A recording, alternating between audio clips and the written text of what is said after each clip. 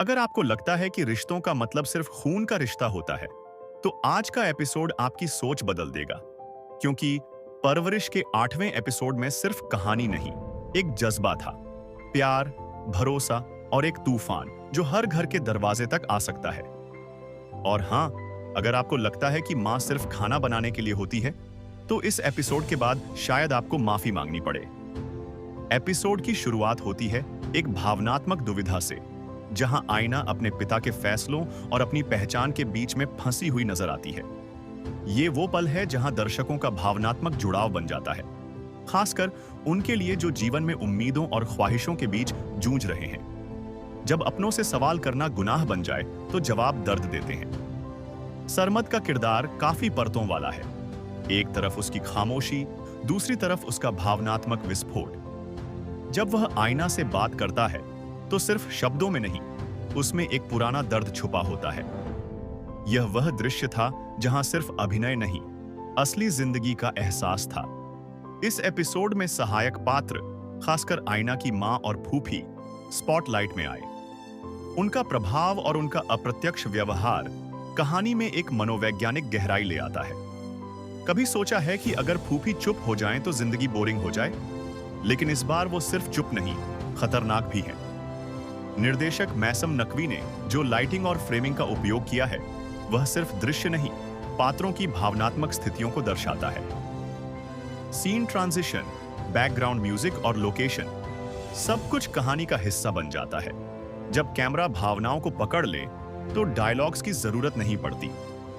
Episode का अंत एक अनपेक्षित ट्विस्ट से होता है, जहां आयना एक ऐसा फैसला लेती है जो उसके पूरे परिवार का भविष्य बदल सकता है। लेखक ने सस्पेंस और साइलेंस का जो उपयोग किया है, वह दर्शकों को अगले सोमवार तक सोचने पर मजबूर कर देता है। पर फैसला क्या था? क्या वह घर छोड़कर चली गई या किसी और सच का सामना किया? झंझबील आसिम शाह द्वारा लिखे गए हर संवाद न सिर्फ दृश्य को बल्कि दर्शकों के दिल को छूते हैं।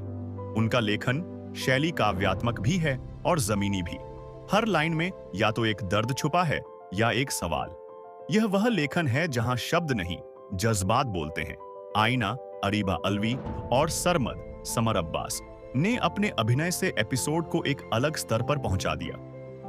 खासकर एक दृश्य जहां दोनों आंखों से बात कर रहे होते हैं, बिना कुछ कहे।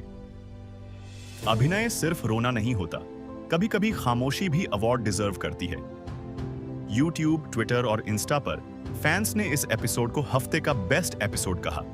मीम्स भी बने, लेकिन भावनाएं भी ट्रिगर हुई। हैशटैग जैसे चासनर परवारिश EP8 और टीम ऐना ट्रेंड में आए। जब ड्रामा हकीकत को दर्शाए तो हर दर्शक अपना आप ढूंढने लगता है। एपिसोड का केंद्रीय विषय था, बचपन सिर्फ उम्र का नाम नहीं, परवरिश का नतीजा है। हर संवाद, हर दृश्य इस थीम को मजबूती से प्रस्तुत करता है। घर सिर्फ दीवार और छत से नहीं, जज्बात से बनते हैं, और उन्हीं जज्बात का नाम है परवरिश।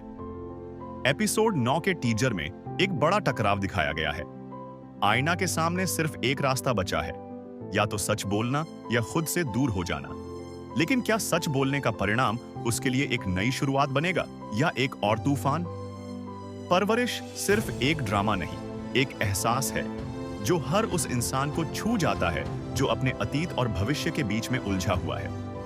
अगर आपको भी यह एपिसोड प्रभावशाली लगा तो कमेंट में लिखिए टीम आईना या टीम सरमद। और अगर आप चाहते हैं हर नए एपिसोड का डिटेल्ड, इमोशनल और सिनेमैटिक रिव्यू, तो चैनल को सब्सक्राइब करें, बेल आइकन दबाएं और मिलते हैं अगले रिव्यू में, जहां कहानी होगी और भी गहरी और राज होंगे और भी गहरे।